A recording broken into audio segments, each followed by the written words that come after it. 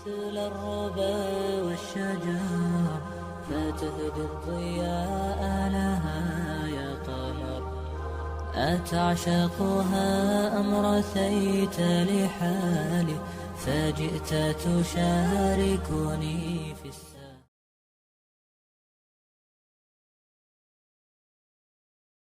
السلام علیکم and welcome to my YouTube channel. امید ہے آپ لوگ خیریت سے ہوں گے. ہم اپنے YouTube channel caring for little ones with doctor Ashraf کے پروگرام صحت اور شریعت کے ایک نیو ایپیسوڈ کے ساتھ آپ کی خدمت میں حاضر ہیں.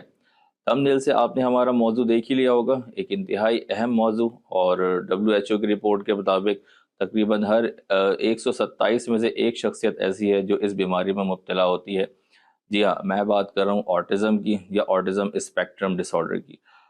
دن بدن رفتہ رفتہ ہمارے یہاں یہ کیسز بڑھتے جا رہے ہیں. جیسے جیسے ٹیسٹ بڑھ رہے ہیں، عوام میں آگاہی آ رہی ہے، نئی اسپیشلائزیشن آ رہی ہے، ویسے ویسے جو ہے اس بیماری کے ڈائگنوسس بڑھ رہی ہے. ہمارے جو زیادہ سے زیادہ بچے ہیں جن کو ہم پہلے جو ہے اس طرح سے اگنور کر دیتے تھے کہ پتہ نہیں ان کو کیا بیماری ہے، بچہ ویسے ہی غصہ کرتا ہے، ویسے ہی چڑچڑا ہو جاتا ہے، ہماری بات نہیں مانتا، بہت ہی نافرمان ہے.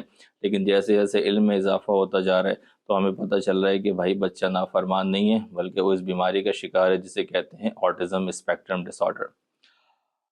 اس موضوع پر گفتگو کرنے کے لیے ہم نے دعوت دی ہے one of the best in the business doctor Azra Rafiq کو. انتہائی شفیق اور مہربان ہماری استاد کی طرح ہیں. وہ اس وقت پاکستان میں موجود نہیں ہیں، ملک سے باہر ہیں، لیکن جب ہم نے رابطہ کیا ان سے اس موضوع پر گفتگو کرنے کے لیے تو انہوں نے آن لائن ہم سے اس پر گفتگو کرنے پر رضامندی کا اظہار کیا. بہت ہی شفقت فرماتی ہیں. سیلانی تھیلیسیمیا سینٹر سے بھی وابستہ ہیں. اس کے علاوہ ان کا اپنا آٹزم کے ایک سوسائٹی ہے، اپنی آٹزم کی ایک NGO ہے جس کو کہتے ہیں آٹزم وداؤٹ بارڈرز، جو نہ صرف پاکستان میں بلکہ انٹرنیشنلی بھی آٹزم کے حوالے سے بہت زیادہ کام کر رہی ہے. تو جناب گفتگو کا آغاز کرتے ہیں ہم میڈم عذرا رفیق سے. السلام علیکم ورحمۃ اللہ. السلام علیکم ورحمۃ اللہ وبرکاتہ. امید ہے میڈم آپ خیریت سے ہوں گی. اچھا میڈم، گفتگو کا آغاز کرتے ہیں. سب سے پہلے ذرا ہمارے جو ناظرین ہیں، جو سننے والے ہیں، جو والدین ہیں، ان کو یہ بتائیں کہ یہ آٹزم کیا بیماری ہوتی ہے اور اسے آٹزم اسپیکٹرم ڈس آرڈر کیوں کہا جاتا ہے؟ ہم نے اکثر دیکھا ہے کہ والدین کے ذہن میں آٹزم کے بارے میں بہت سے مس کانسیپٹس ہوتے ہیں، ادھر ادھر سے وہ باتیں سنتے ہیں اور پھر ظاہر ہے کہ ان کو صحیح رہنمائی نہیں ملتی ہے.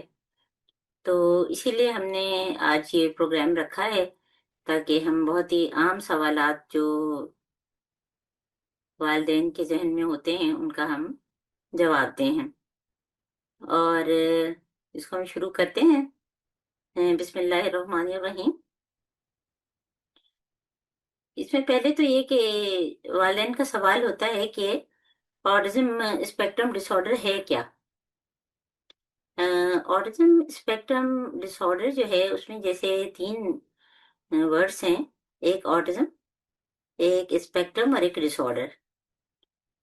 تو آٹزم اسپیکٹرم ڈس آرڈر، اسپیکٹرم کا مطلب ہوتا ہے کہ اس میں کلیکشن آف سمٹمز ہوتی ہیں اور کوئی ایک نہیں ہوتی، کیونکہ جو آخری ڈس آرڈر ورڈ ہے اس کو پہلے ہم ڈیزیز سے جو ہے ڈفرینشیٹ کرتے ہیں. ڈیزیز کا کوئی کاز ہوتا ہے جبکہ ڈس آرڈر کا کاز نہیں ہوتا، اور اس میں کلیکشن آف سمٹمز ہوتی ہیں. کلیکشن آف سمٹمز میں پھر کسی میں وہ ضروری نہیں کہ ساری سمٹمز جو ہیں سارے بچوں میں ہوں، ہے نا. جو علامات ہوتی ہیں وہ ظاہر بچہ تو بتاتا نہیں ہے، ہم ہی دیکھتے ہیں. تو سائنز ہوتی ہیں یعنی سمٹمز نہیں ہوتی ہیں. تو اس میں بہت طرح طرح کی ہوتی ہیں اور اس میں جو ہے کسی میں مائلڈ، کسی میں ماڈریٹ اور کسی میں سیویئر. تو اس کے حساب سے اس کو ہم اسپیکٹرم کہتے ہیں. تو یہ تو ہو گیا نا ڈس آرڈر کی، جس کو ہم کہتے ہیں کہ ڈیفینیشن کے کلیکشن، نا کلیکشن آف سمٹمز، اور اسپیکٹرم جس میں مائلڈ، ماڈریٹ اور سیویئر. اور اسی کو بعض دفعہ ہم لیول 1، لیول 2، لیول 3 بھی کرتے ہیں. اور پھر کیونکہ ڈس آرڈر ہے تو یہ نیورو ڈیولپمنٹل ڈس آرڈر ہے جس میں ہمارا جو ہے اعصابی نظام یعنی کہ ہمارا دماغ، ہمارا برین اور اس سے ریلیٹڈ جتنی بھی چیزیں ہیں کہ پیغام کا آنا جانا، ہمارا سمجھنا، جواب دینا یا ہمارے رویے سب شامل ہوتے ہیں۔ تو یہ اس کی جو ہے بہت ہی سمپل سی ڈیفینیشن ہے، لیکن ظاہر ہے کہ ایک بہت ہی کمپلیکیٹڈ پیچیدہ سی چیز ہے، اور یہ بالکل سمجھیں کہ ہم سب کو سمجھنا چاہیے کہ یہ ڈس آرڈر ہے، یہ ڈیزیز نہیں ہے۔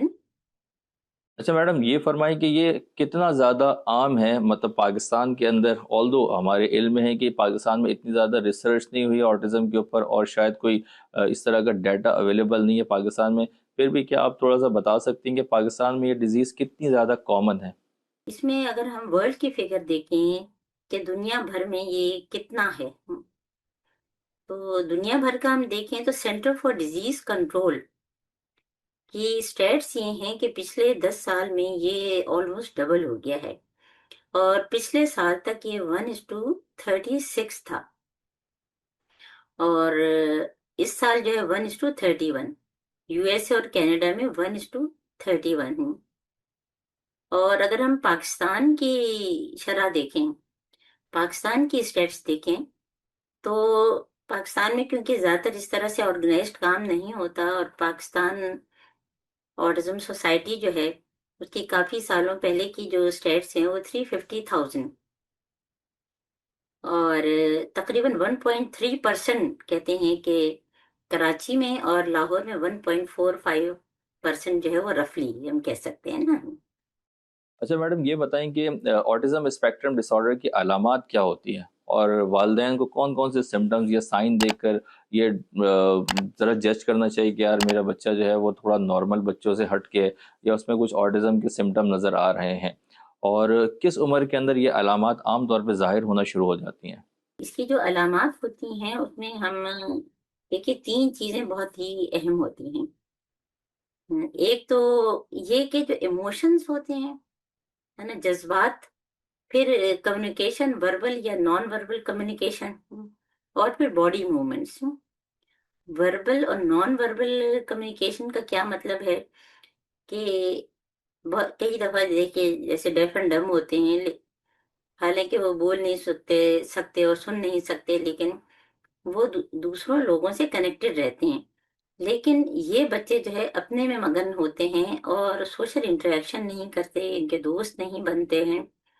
پھر ایموشنز میں انگزائٹی ہے، نیند کا نہ آنا، ہائپر ایکٹیویٹی، اور بہت ساری چیز، سینسری ایشوز ہوتے ہیں، اور پھر ریپیٹڈ ریسٹرکٹڈ موومنٹس، ایک ہی کام کا بار بار کرنا ہے۔ اچھا، اس میں جو ہے نا جتنے بھی ان کی جو سمٹمز ہیں ان کے ہم کو ہمیشہ ڈفرینشیل ڈائگنوسس یہ بھی دیکھنا چاہیے کہ اور کیا کیا وجوہات ہو سکتی ہیں۔ صرف ہم چند علامات کی بنیاد پہ ہم لیبل نہیں کر سکتے نا۔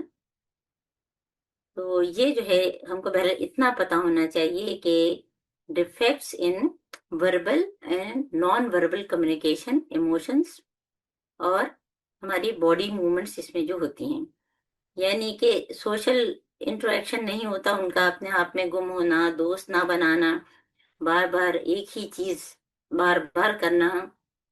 اچھا، بینگ اے پیرنٹ، اگر کوئی پیشنٹ، اگر کوئی ایسی فیملی ہے جن کو لگ رہا ہے کہ یار ان کے بچے کے اندر آٹزم کے سمٹمز آ رہے ہیں، تو انہیں سب سے پہلے کس سے رجوع کرنا چاہیے، کس کے پاس جانا چاہیے؟ اکثر والدین کی کنفیوژن رہتی ہے کہ ہم کس کو دکھائیں، جو ہمارے علاقے میں جی پی ہیں ان کو دکھائیں، یا چائلڈ اسپیشلسٹ کو دکھائیں، یا چائلڈ سائیکیٹرسٹ کو، یا سائیکالوجسٹ کو، تو وہ اکثر پریشان رہتے ہیں کہ ہمیں سب سے پہلے رابطہ کس سے کرنا چاہیے؟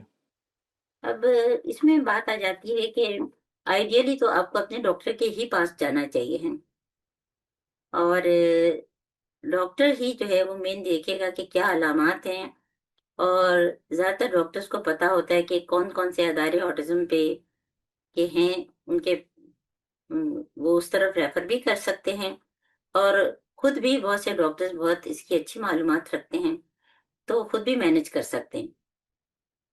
اور کیونکہ ایک جملہ ذرا یاد رکھیے گا کہ autism is by exclusion. By exclusion کا کیا مطلب ہے کہ جو بھی اس کے سمٹمز ہیں اس کے کچھ اور بھی کازز ہو سکتے ہیں، تو وہ کازز ہم کو ضرور ایکسکلوڈ کر لینے چاہیے، اور جو بیسک سارے ٹیسٹ ہیں وہ ضرور کرا لینے چاہیے، کیونکہ جب بعض دفعہ بلڈ ٹیسٹ وغیرہ کرائے جاتے ہیں تو لوگ کہتے ہیں آٹزم کا تو کوئی ٹیسٹ نہیں ہوتا، ٹھیک ہے آٹزم کا تو ٹیسٹ نہیں ہوتا، لیکن اور بہت ساری چیزیں ہوتی ہیں جن کے ٹیسٹ ہوتے ہیں، اور اگر آٹزم ہے بھی اس کو، اور اس کو مختلف قسم کی ڈیفیشنسیز ہیں، اس کو گٹ کے پرابلم جو کہ آٹزم کے بچوں میں بھی بہت ہوتے ہیں اور عام بچوں میں بھی ہیں، تو وہ ہوں گے تو پھر اگر ہم کوئی انٹروینشن کریں گے تو وہ فائدہ نہیں دے گی. تو یہ بلڈ ٹیسٹ کرنا بھی جو ہے ارلی انٹروینشن میں ہی آتا ہے نا. تو ہم کو یہ چیزیں ذہن میں رکھنی چاہیے کہ مشورے کے لیے جو ہے ہم کسی فیملی فزیشین کے پاس جائیں اور بیسک ٹیسٹ کروائیں، اور اس میں ان کی اسکریننگ بھی ہو سکتی ہے. ان کی گروتھ مانیٹرنگ کا مطلب ہے کہ ان کا وزن کتنا ہے، ہائٹ کتنی ہے، ان کی صحت اوور آل کیسی ہے، کیا کیا اور مسائل ہیں، کہیں خون کی کمی تو نہیں ہے. تو اس کی وجہ سے بھی بعض اوقات فوکس نہیں ہوتے، آئی کانٹیکٹ نہیں ہوتا، اور بہت سارے مسائل ہوتے ہیں.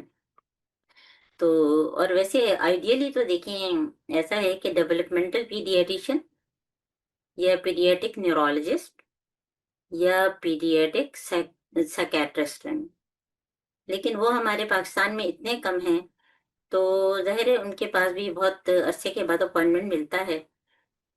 تو بہتر یہ ہے کہ کسی فیملی فزیشین کو دکھا لیں، یا اپنے کسی دوست احباب جن کے بچے اسی طرح کے کوئی اسپیشل نیڈ کے ہیں، ان سے بھی ہم مشورہ لے سکتے ہیں نا. اچھا میڈم، یہ فرمائیں کہ آٹزم کی وجوہات کیا ہوتی ہیں؟ What are the reasons behind autism spectrum disorder? کیا یہ موڈ آف ڈلیوری پہ اس کا انحصار ہوتا ہے کہ بھائی جو بچے جو ہیں وہ آپریشن سے پیدا ہوئے ان کے اندر چانسز زیادہ ہوتے ہیں، کوئی جینیٹکس ان کے اندر انوالو ہوتی ہیں، یا کوئی انوائرمنٹل فیکٹرس میں انوالو ہوتا ہے؟ تو what are the common causes that can lead to autism spectrum disorders? ہاں بالکل، یہ اس میں جینیٹکس بھی انوالو ہے اور فرجائل ایکس ہے، لیکن ضروری نہیں کہ ہر ایک میں آئے. اور یہ اس قسم کی جینیٹیکلی ٹرانسمیٹڈ ڈیزیز نہیں ہے جس کی پریونشن ہو، جیسے کہ تھیلیسیمیا ہے نا. تھیلیسیمیا کی بھی جینیٹیکلی ٹرانسمیٹڈ آٹوزومل ڈیزیز ہے جس کی پریونشن آسانی سے ہو سکتی ہے، کہ دو اگر مائنر شادی نہ کریں تو میجر ڈیزیز نہیں ہوگی.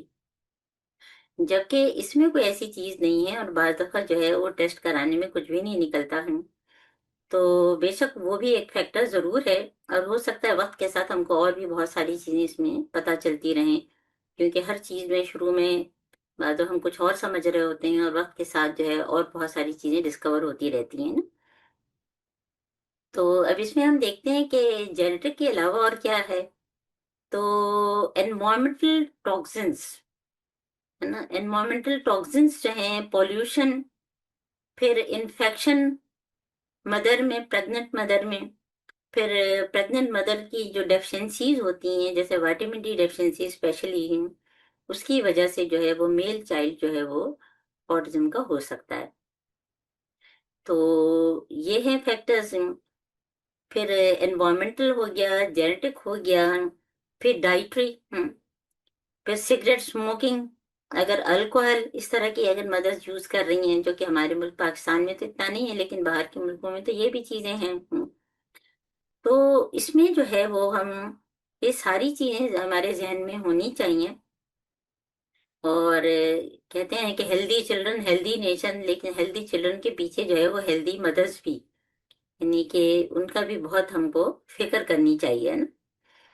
تو اور پھر اس کے علاوہ کچھ اور بھی فیکٹرز ہیں کہ اب جو اتنا زیادہ ہمیں آٹزم نظر آ رہا ہے وہ اس لیے کہ اب جگہ جگہ جو ہے اس کا اویئرنیس ہو گئی ہے، لوگ خود جو ہے سنتے ہیں تو آ جاتے ہیں، تو اس لیے لگتا ہے کہ بڑھ گیا ہے. حالانکہ انکریز اویئرنیس اور انکریز اسکریننگ، انکریز ڈائگنوسس، یہ ساری چیزیں ہیں. بیٹر اسکریننگ ڈائگنوسٹک ٹولز بہت اچھے اچھے آ گئے ہیں. پھر اس کے علاوہ ایڈوانسڈ پیرنٹل ایج بھی ایک فیکٹر ہے. پھر بچوں میں جو ہے نا جیسے کہ اسکرین ایکسپوجر، جس کو ورچوئل آٹزم کہتے ہیں، تو کیونکہ اسکرین سے بچے کا ذہن اس طرح سے نہیں بن پاتا، کیونکہ وہ اٹینشن ڈائیورٹ ہو جاتی ہے نا. کیونکہ 2 سال میں بچے کا برین جو ہے وہ half of the adult brain ہوتا ہے، جبکہ 3 سال میں تقریباً 90% بن جاتا ہے. تو اس وقت اگر وہ مستقل اسکرین پہ رہے تو اس طرح سے، کیونکہ کئی دفعہ مائل سٹونز باقی تو صحیح ہوتے ہیں لیکن اسپیچ نہیں ہوتی. اب جیسے علامات کی بات ہوئی تھی، تو علامات میں سے یہ بھی ہے کہ یا تو اسپیچ آتی ہی نہیں، یا اسپیچ آ جاتی ہے تو ریگریشن ہو جاتا ہے. یا اسپیچ ڈیلے ہوتا ہے یا کچھ اسپیشل ایکولیلیا قسم کی اسپیچ ہوتی ہے کہ جیسے آواز ڈفرینٹ سی آ رہی ہوتی ہے. پھر کیمیکلز ہیں جیسے کہ انوائرمنٹ میں ہیں آرسینک لیڈ وغیرہ ہیں کیونکہ بہت پولوشن بہت زیادہ ہو گیا ہے واٹر میں بھی اور ایئر میں بھی ہیں. تو یہ کچھ پھر ڈرگس ہیں جیسے کچھ جیسے تھیلیڈومائٹ وغیرہ ہیں. تو یہ اس کا جیسے کہ مختصر جواب ہے کہ جو کیا کیا کازز ہو سکتے ہیں. اچھا میڈم، کچھ کامن کنفیوژنز رہتی ہے ہمارے یہاں سوسائٹی کے اندر کہ آٹزم کیا کسی ویکسین کی وجہ سے پھیلتا ہے، یا جو بچے زیادہ موبائل یا اسکرین ٹائم دیکھتے ہیں ان کے اندر ہوتا ہے، یا عام طور پہ لوگ جو ہیں وہ بلیم گیم کرنا شروع کر دیتے ہیں کہ والدین نے تربیت اچھی طریقے سے نہیں کی ہے، اس کی وجہ سے جو ہے ان کا بچہ آٹزم کا شکار ہو گیا ہے. مثال کے طور پہ وہ کہتے ہیں کہ بھائی ماں نے بچے کو زیادہ ٹائم نہیں دیا ہے، یا بچے کا اسکرین ٹائم بہت زیادہ تھا، بچہ آئسولیشن کا شکار ہو گیا، والدین نے اس پر اتنی توجہ نہیں دی، اس کی وجہ سے جو ہے وہ بچہ آٹزم اسپیکٹرم ڈس آرڈر کا شکار ہو گیا ہے. تو اس کے بارے میں آپ کیا فرمائیں گی؟ ویکسین کے بارے میں لوگوں کے دماغ میں ہے کہ ویکسین سے جو ہے آٹزم ہوتا ہے، تو ایسی کوئی چیز نہیں ہے. بہت اسٹڈیز ہو چکی ہیں اور ویکسین اس کی وجہ نہیں ہے، بلکہ ویکسین سے بہت سی بیماریوں کا خاتمہ ہوا ہے. ایک زمانے میں چیچک بہت ہوتی تھی، اب چیچک نظر نہیں آتی. تو اسی طرح پولیو تقریباً دنیا میں ختم ہو گیا ہے، سوائے ایک آدھ جو کنٹریز ہیں اس میں رہ گیا ہے. تو ویکسین سے اس کا کوئی تعلق نہیں ہے. پھر ہاں جیسے کہ اسکرین سے جو ہے کیونکہ لرننگ کی وہ جو ہے ہماری ڈائیورٹ ہو جاتی ہے، تو اس وجہ سے ہے. پھر ظاہر ہے یہ کوئی بیڈ پیرنٹنگ نہیں ہے. بیڈ پیرنٹنگ اس لحاظ سے تو ہم کہہ سکتے ہیں کہ اگر ڈائٹ کا خیال نہیں کیا گیا ہے نہ، نیوٹریشنل ڈیفیشنسی ہو گئی ہے نا، تو یا اسکرین پہ دیر دیر تک جو ہے بچے کو بٹھا دیا ہے کیونکہ اس کا علم نہیں ہے، تو علم کی کمی کی وجہ سے اگر کوئی غلطیاں ہوئیں، ورنہ کوئی ایسی بیڈ پیرنٹنگ نہیں ہے. اور نہ یہ بچے بیچارے جو ہے جیسے کہا جاتا ہے کہ کوئی ایسے بچے ہیں جو بالکل سنتے نہیں ہیں، تو ایسی کوئی بات نہیں. ان کا دماغ کیونکہ نیورو ڈیولپمنٹل ڈس آرڈر ہے، تو ان کا دماغ کچھ مختلف ہوتا ہے. اور اس میں جو ہے ہم یہ بھی پروگرام کرتے ہیں how to connect with autistic brain, تو اس کو سمجھنا کیونکہ وہ دنیا کو ایک دوسری نظر سے دیکھ رہے ہوتے ہیں. تو اور اس میں جو ہے جو بولنے میں تاخیر ہے، تو بولنے میں تاخیر کی صرف آٹزم ہی نہیں اور بہت ساری وجوہات ہو سکتی ہیں، اور وہ وجوہات آٹزم کے ساتھ بھی ہو سکتی ہیں اور آٹزم کے بغیر بھی ہو سکتی ہیں. کیا ہیئرنگ ٹیسٹ کروانا بھی ضروری ہوتا ہے آٹزم کے بچوں کے لیے؟ عام طور پہ ہم دیکھتے ہیں کہ جو آٹزم کے بچے ہوتے ہیں وہ چونکہ جس طرح آپ نے پہلے بھی بتایا کہ ان کے اندر جو ہے وہ ایک آئسولیٹڈ بیہیویئر ہوتا ہے کہ وہ سیمنیس کا شکار ہوتے ہیں، ایک ہی کام کر رہے ہوتے ہیں، مطلب آپ ان کو کوئی بات کہیں تو وہ آپ کو آگے سے اتنا اچھا رسپانس نہیں دیتے ہیں. تو کیا ان کے اندر ہیئرنگ ٹیسٹ کروانا بھی ضروری ہوتا ہے؟ ہیئرنگ کا ٹیسٹ لوگ اکثر نہیں کراتے جبکہ یہ انٹرنیشنل اسٹینڈرڈ ہے، اور کئی دفعہ ہم نے کروایا اور وہ پازیٹیو آیا اور پھر بعد میں جو ہے بچے بولنے بھی لگے. تو وہ ہمیشہ آٹزم کے ساتھ نہیں ہوتا، لیکن آٹزم میں بھی یہ اکثر ہوتا ہے کہ بچوں کی اسپیچ کا ریگریشن یا ڈیلے ہوتا ہے، اور اس کی اور بہت ساری وجوہات بھی ہیں، ہے نا. اچھا میڈم، یہ فرمائیں کہ کیا آٹزم کا علاج ممکن ہے؟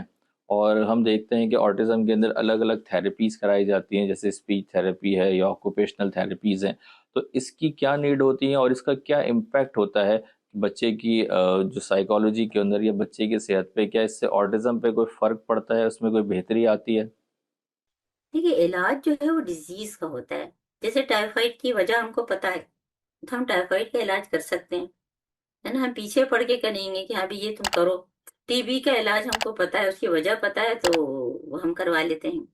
لیکن آٹزم جو ہے وہ ڈس آرڈر ہے، تو اس کی مینجمنٹ جتنی بھی early intervention to give best potential ہے، کیونکہ جتنا دماغ جو ہے جتنا بچہ چھوٹا ہوگا اس کے دماغ اتنی تیزی سے بن رہا ہوتا ہے، اتنی تیزی سے نیورونس ڈیولپ ہو رہے ہوتے ہیں، that is never repeated again. تو وہ جو پریشس ٹائم ہوتا ہے وہ ہم کو جو ہے صحیح یوٹیلائز کرنا ہے نا. تو اگر ارلی ڈائگنوسس ہوتی ہے اور ارلی اور رائٹ انٹروینشن، بعض انٹروینشن تو ہوتی ہے لیکن رائٹ سائڈ پہ نہیں ہوتی، بعض کوئی ٹیسٹ ہی نہیں کیا ہوا ہوتا. یعنی تھراپیز تو ہو رہی ہیں لیکن کوئی ٹیسٹ ہی نہیں ہوا ہے. تو جب ٹیسٹ نہیں ہوگا تو پتا کیسے چلے گا کیا کیا چیز کی ڈیفیشنسیز ہیں، ہے نا. زنک کی ڈیفیشنسی، آئرن کی ڈیفیشنسی، وائٹامن ڈی کی. کیونکہ یہ ساری چیزوں کی بہت کامن ہیں، تو یہ بہت ضروری ہے. تو جتنا جلدی ہم کریں گے تو اس بچے کا انشاءاللہ تعالی رسپانس بھی اچھا آئے گا. اچھا، پھر اس میں جیسے کہ یہ جو تھراپیز کی ہم نے بات کی تو یہ ایویڈنس بیسڈ ہوتی ہیں، ان سے بے شک فرق پڑتا ہے، لیکن صرف اس سے نہیں، کیونکہ یہ تو ذہن میں ہونا ہی چاہیے. اور ہر بچے کو ساری تھراپیز کی ضرورت نہیں ہوتی. جیسے آکیوپیشنل تھراپی ہے، اسپیچ تھراپی ہے، بیہیویئر تھراپی ہے. تو اسپیچ تھراپی کے لیے ضروری ہے کہ بچے میں سٹنگ ٹالرنس ہو. تو اگر سٹنگ ٹالرنس ہے تو اس کی پھر ظاہر ہے کہ آکیوپیشنل تھراپی کی ضرورت نہیں ہوتی. البتہ پھر کچھ اور وجوہات ہو سکتی ہیں آکیوپیشنل تھراپی کی، جیسے کہ ٹوائلٹ ٹریننگ کے لیے بھی جو ہے ضرورت ہوتی ہے. پھر بیہیویئر ہر بچے کا خراب نہیں ہوتا ہے، تو بیہیویئر تھراپی ہم کو دیکھنا پڑتا ہے کس کو کون سی تھراپیز کی ضرورت ہوتی ہے، اور بعض دفعہ کچھ بچوں کو تینوں تھراپیز کی ضرورت ہوتی ہیں. اور لوگ زیادہ تر اکیڈمکس پہ جانے لگتے ہیں، تو اکیڈمکس کی فکر نہیں کرنا چاہیے. پہلے بچہ جو ہے وہ جو ہے کم سے کم اس سے نکلے کہ وہ ڈپینڈنٹ نہ ہو اور اپنی لائف خود گزار سکیں. تو یہ تھراپیز جو ہیں وہ بہت اچھی ہیں. تو اگر یہ علامات آپ دیکھ رہے ہیں کہ بچہ بات نہیں کر رہا ہے، آئی کانٹیکٹ نہیں کر رہا ہے، تو ضرور کسی نہ کسی سے کانٹیکٹ کریں، اپنے دوستوں سے، اپنے احباب سے، جو قریبی ادارے ہیں. اب تو بہت ساری چیزیں نیٹ پہ بھی آ گئی ہیں، اور بہت سارے ادارے بہت ایکٹیولی بہت اچھا کام کر رہے ہیں. تو جو ان کے بچوں کے نیند کے مسائل ہیں اور کھانے کے مسائل ہیں، تو کئی دفعہ ہم صرف جو ہے نا بہت ہی بایس ہو کے کہتے ہیں کہ یہ جو نیورو ڈائیورجنٹ ہیں ان کے یہ پرابلمس ہیں کہ یہ بالکل پکی ایٹر ہیں اور صحیح وقت پہ سوتے نہیں اور کھاتے نہیں. حالانکہ جو نیورو ٹیپیکل بچے ہیں جن کو ہم نارمل بچے کہتے ہیں، حالانکہ وہ بھی نارمل ہی ہیں، کوئی اب نارمل نہیں ہے، تو ان میں بھی یہ سارے مسائل ہوتے ہیں، وہ بھی اسی طرح ہائپر ایکٹیو ہوتے ہیں. تو وجوہات اور بھی ساری ہوتی ہیں، صرف آٹزم ہی وجہ نہیں بنتی ہے نا. اچھا، آٹزم کے ساتھ کیا اور بیماریاں بھی ہو سکتی ہیں؟ جیسے ہم دیکھتے ہیں کہ آٹزم کے ساتھ جو ہے وہ اٹینشن ڈیفیشنٹ ہائپر ایکٹیویٹی ڈس آرڈر بھی بعض دفعہ پریزنٹ ہوتے ہیں. کیا دونوں بیماریاں ساتھ ہو سکتی ہیں؟ آسان الفاظ میں آٹزم کیا اکیلے کوئی آئسولیٹڈ بیماری ہوتی ہے، اس کے ساتھ دیگر اور بیماریاں بھی ایک بچے میں موجود ہو سکتی ہیں؟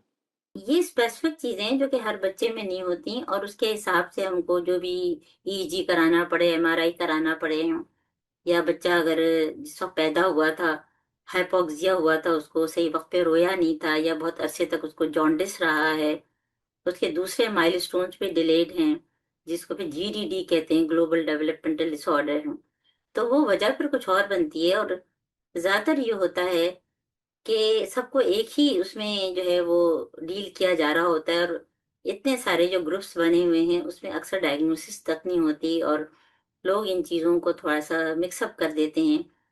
ان کے بعض وہ بچہ سیریبرل پیلسی کا ہوتا ہے اور وہ آٹزم کی گروپ میں ہوتا ہے، اور وہ اسی طرح سے سوچ رہا ہوتا ہے. تو ڈائگنوسس بھی بہرحال ضروری جو ہے وہ ہے. اور اس کے لیے پوری ڈیٹیل ہسٹری کی ضرورت ہوتی ہے. برتھ ہسٹری ہے، پھر سوشو اکنامک ہسٹری ہے، پھر نیوٹریشنل ہسٹری ہے، پھر گروتھ مانیٹرنگ، ڈیولپمنٹل اسکریننگ، اور اس کے بعد پھر آٹزم کی اسکریننگ. جی میڈم، یہ فرمائیں کہ کیا آٹزم کے لیے کوئی میڈیسن ہے جس سے ہم ٹریٹ کر سکتے ہیں آٹزم کے سمٹمز کو؟ اگر بچے کا کوئی اگریسو بیہیویئر ہے، بچہ لڑائی جھگڑا بہت بہت کرتا ہے یا شاؤٹ بہت کرتا ہے، نیچر میں اس کے اگریشن بہت زیادہ ہے، تو ایسی کوئی دوائیاں ہیں جو اس کو تھوڑا سا کام ڈاؤن کر سکے تاکہ وہ اپنے سبلنگس کے ساتھ گھل مل سکے، ان کے ساتھ کھیل سکے؟ اس طرح کی کوئی میڈیسن ہوتی ہیں؟ دیکھیے، ایک تو ہوتی ہے میڈیسن، کوئی ایسی کوئی خاص میڈیسن نہیں ہے کہ بس وہ دیا اور بچہ ٹھیک ہو گیا ہے. ہاں، کچھ سپلیمنٹس دیے جاتے ہیں، اور ہر بچہ کیونکہ ڈفرینٹ ہوتا ہے، تو جب تک پوری ہسٹری نہ لی جائے تو یہ کہنا ممکن نہیں ہے کہ کون سی دوا کس کو دی جائے یا کون سا سپلیمنٹ کس کو دیا جائے. البتہ کیونکہ ان بچوں میں امیونٹی بہت کم ہوتی ہے اور گٹ انفلیمیشن بہت ہوتا ہے، تو اس کی خاص خیال کرنا پڑتا ہے. امیونٹی بڑھانے کے لیے بھی کچھ سپلیمنٹ جیسے کہ وائٹامن A C E یہ سب ہم لوگ دیتے ہیں، اور اس کے بھی اچھے ریزلٹس آتے ہیں. اور آٹزم کے ساتھ ساتھ ADHD ڈیفیسٹ اور ہائپر ایکٹیو ڈس آرڈر ہے وہ بھی بہت ہی کامن ہے، تو اس میں بعض دفعہ کچھ میڈیسنز دینے کی ضرورت پڑ جاتی ہے نا، تو یہ تو ظاہر ہے کہ جو ایکسپرٹس ہوتے ہیں وہی ڈیسائیڈ کرتے ہیں، تو اپنے طور پہ کوئی دوا نہ تو شروع کرنی چاہیے، اور اگر کسی نے شروع کی ہے تو ایک دم سے بند بھی نہیں کرنی چاہیے۔ اچھا، ایک کنفیوژن ہمیشہ جو ہے نا والدین کو رہتی ہے کہ جن کے بچے آٹزم کے سمٹم سے گزر رہے ہوتے ہیں کہ کیا وہ اپنے بچوں کو اسکول بھیجیں یا نہیں بھیجیں، اور اسکول بھیجیں تو کیا ان کے لیے جو اسپیشل اسکولز ہوتے ہیں انہیں اس میں بھیجنا چاہیے یا کوشش کرنی چاہیے کہ گھر پر ہی ان کی تربیت کریں، اسکول کی اتنی ضرورت نہیں ہوتی ہے۔ تو اسکول کے سلیکشن کے لیے ایسے بچے کیا اسکول جا سکتے ہیں؟ دیکھیے، اس کا انحصار اس چیز پہ ہوتا ہے کہ وہ اسپیکٹرم میں کہاں ہے۔ مائلڈ بچے جو ہے وہ عام اسکولوں میں بھی آسانی سے کر جاتے ہیں، اسی طرح سے وہ پروگریس کرتے ہیں، اور کوئی ان کو اتنا پرابلم نہیں ہوتا اگر اچھا ان کو مینیج کیا گیا، ان کی ڈیفیشنسیز بھی ایکسکلوڈ کی گئی ہیں، اور اگر کسی تھیراپی کی ضرورت ہے تو وہ بھی کرا لی گئی ہے۔ ماڈریٹ میں بھی اگر اچھا مینیج ہو تو ہو جاتا ہے، لیکن سیویئر میں پھر نہیں۔ اور انکلوزیو اسکول جو ہیں وہ باہر کے ملکوں میں تو انکلوزیو اسکول ہی ہوتے ہیں، پاکستان میں انکلوزیو اسکول کم ہیں، اور انکلوزیو اسکول بھی ایسے ہونے چاہیے کہ کیونکہ یہ اسپیکٹرم ہے تو ہر طرح کے بچوں کو ہم ایک ساتھ نہیں رکھیں گے۔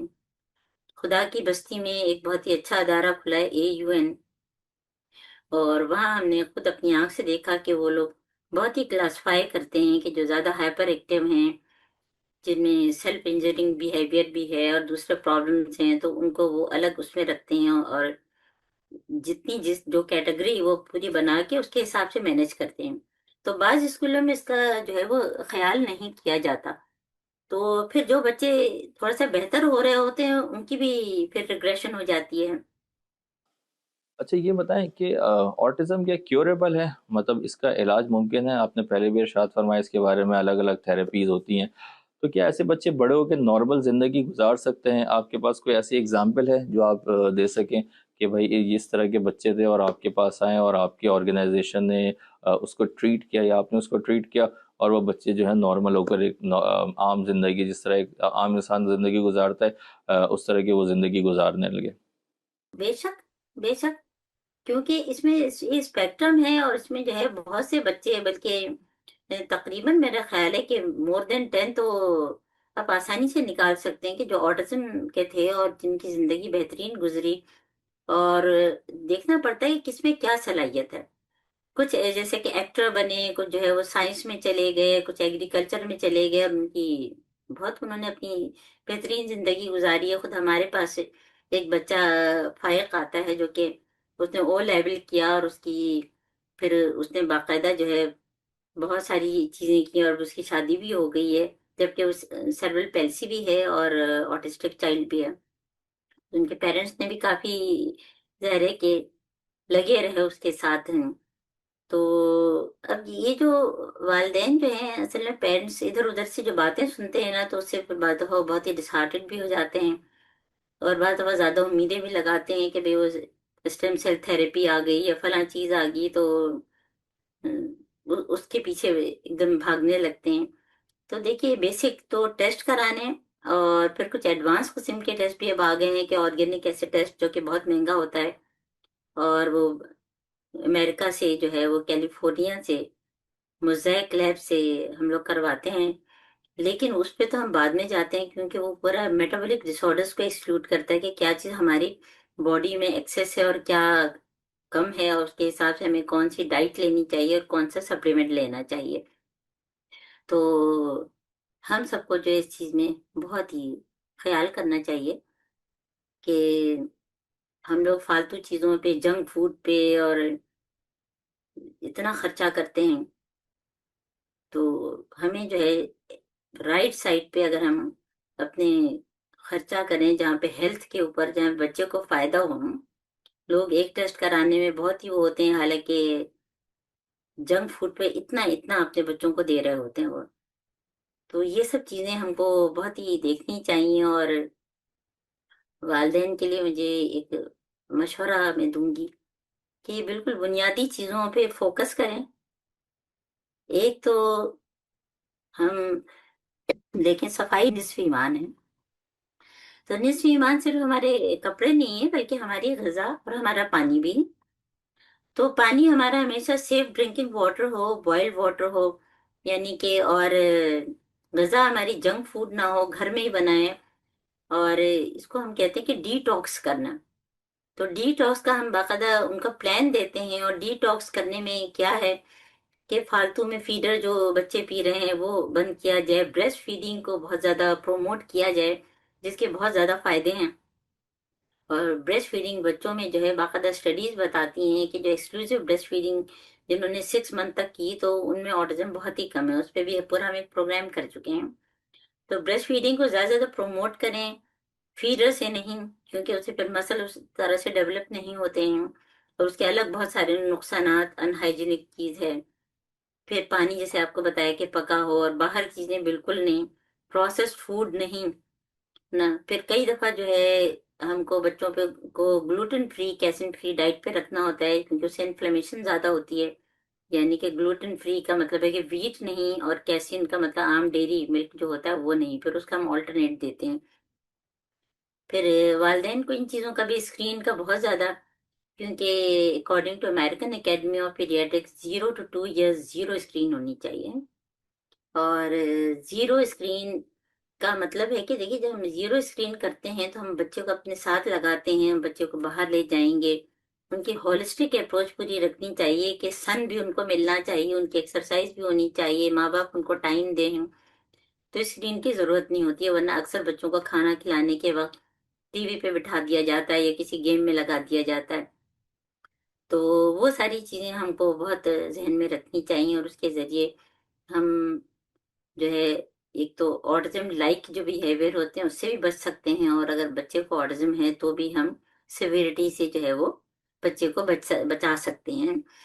تو اس میں جو ہے دیکھیں جو ادھر ادھر کے دعوے ہیں وہ نہیں، اصل چیز جو ہے ہم کو ٹیسٹ کرانے ہیں اور تھراپیز کروانی ہے. جی میڈم، کچھ اپنی ذرا آرگنائزیشن کے بارے میں بھی ہمارے والدین کو بتائیں کہ یہ جو آٹزم بیونڈ بارڈرس ہے، یہ آرگنائزیشن کیا کام کرتی ہے، کس طرح سے یہ انٹیگریٹ کرتی ہے اور کس طرح سے یہ بچوں کے لیے ہیلپ فل ہے. ہمارا ادارہ آٹزم وداؤٹ بارڈر یہ ایک نان پروفٹ آرگنائزیشن ہے. Health and education support services ہیں اس میں.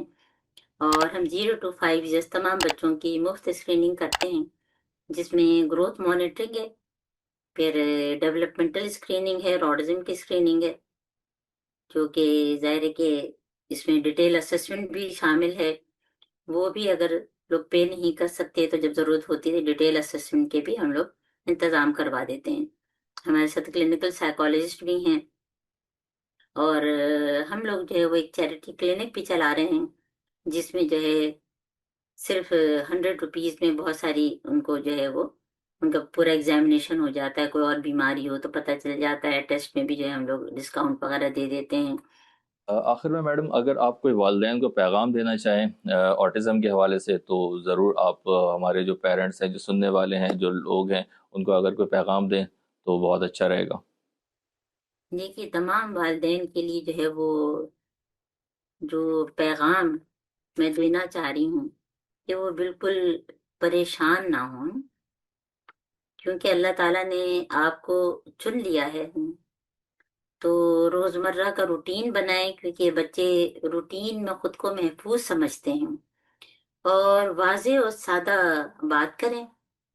بچے کو بتانے کے لیے تصویریں، مختصر جملے، اشارے، اپنا ٹائم زیادہ سے زیادہ دینا، بچے کی صلاحیتوں کو سمجھنا، دوسروں سے کمپیئر نہ کرنا، اور انفرادی خوبیوں کو ان کو دیکھیں ہے نا. اور کسی پروفیشنل سے ضرور مشورہ کریں. اور ہمارا آٹزم وداؤٹ بارڈر کا پیرنٹ سپورٹ گروپ ہے جس میں آن گوئنگ مفت مشورے دیے جاتے ہیں. پیرنٹس کو بھی دیتے ہیں اور ہیلتھ کیئر پروفیشنلز بھی جو ہے وہ ہیں جو کہ مفت مشورے دیتے ہیں.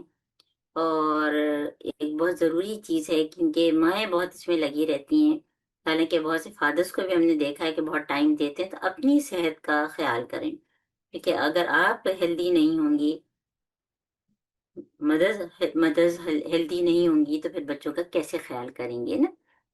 تو اپنے لیے بھی وقت نکالیں. اور بس آخری پیغام یہ ہے کہ آپ کا سفر جو ہے وہ صبر، محبت اور بے پناہ قربانیوں سے عبارت ہے۔ اللہ تعالیٰ نے آپ کو چن لیا ہے اور آپ تنہا نہیں ہیں، لاکھوں والدین اس سفر میں آپ کے ساتھ کھڑے ہیں، اور ہر بچہ منفرد ہے، ہر بچہ منفرد ہے، اور یہ بچے دنیا کو کیونکہ مختلف انداز سے دیکھتے ہیں تو ہم کو ان کو سمجھنا ہے، اور چھوٹی چھوٹی کامیابیوں کو سیلیبریٹ کیا کریں، بچے کو انکریج کیا کریں، ایک نیا لفظ بولنا، نظریں ملانا، ہے نا، کتنی بڑی بات ہے۔ محبت کی کوئی زبان نہیں ہوتی ہے، اور کچھ بھی پوچھنا ہو تو آپ ضرور ہم سے رجوع کریں۔ ہماری بہت ساری چیزیں جو ہیں وہ چل رہی ہیں، ٹیلی کلینک بھی چل رہا ہے، اور ان پرسن بھی، آؤٹ آف کنٹری بھی اور آؤٹ آف سٹی بھی۔ بہت بہت شکریہ۔ جی ناظرین، یہ تھی ہمارے ساتھ میڈم عذرا رفیق، اس وقت بیرون ملک ہیں، اور انہوں نے بڑی شفقت فرمائی کہ وہاں سے ہم سے رابطہ کیا، اور ایک بہت ہی اچھا انٹرویو انہوں نے دیا اس حوالے سے کہ وہ والدین جو اکثر کنفیوژن کا شکار رہتے ہیں آٹزم کو لے کے، جن کے بچوں کے اندر سمٹمز پائے جاتے ہیں آٹزم کے، پریشان ہو جاتے ہیں، بچہ بہت اگریسو ہے، بات نہیں مان رہا، سن نہیں رہا ہے، تو بہت اچھے طریقے سے انہوں نے ساری چیزوں کو ڈیفائن کیا کہ آٹزم صرف ایک بیماری نہیں ہے، بیسیکلی وہ ایک ڈس آرڈر ہے، it's not a disease, it's a disorder. تو اگر آپ کے اپنے بچوں کو سمٹمز فیل ہو رہے ہیں کہ آپ کو لگ رہا ہے کہ یار یہ بچہ ذرا نارمل بچوں سے تھوڑا سا اسپیشل ہے، مختلف ہے، تو ضرور جو چائلڈ اسپیشلسٹ سے رابطہ کریں۔ اور جس طرح میڈم نے بتایا کہ پاکستان میں پیڈیاٹرک سائیکیٹرسٹ اور سائیکالوجسٹ اتنے زیادہ نہیں ہیں، تو آپ پیڈیاٹرک نیورولوجسٹ سے رابطہ کر سکتے ہیں، یا نارملی جو جنرل پیڈیاٹیشنز ہیں ان سے بھی آپ اس حوالے سے رابطہ کر سکتے ہیں۔ اس کے علاوہ جو میڈم کے آرگنائزیشن ہے آٹزم بیونڈ بارڈرز، آپ وہاں پر بھی رابطہ کر سکتے ہیں۔ تو امید ہے آپ کو یہ ویڈیو پسند آئی ہوگی۔ اسی طرح کی اچھی انفارمیٹیو ویڈیوز دیکھنے کے لیے آپ ہمارے چینل کو لائک اور سبسکرائب ضرور سے کریں، ہماری ویڈیوز کو آگے شیئر کریں، اور کمنٹ باکس میں ضرور سے آپ ہمیں اپنی رائے سے آگاہ کرتے رہا کریں۔ دیکھتے رہیں ہمارا یوٹیوب چینل۔ السلام علیکم ورحمۃ اللہ۔ مثل الربا والشجر فتهدي الضياء لها يا قمر، أتعشقها أم رثيت لحالي فجئت تشاركني في السر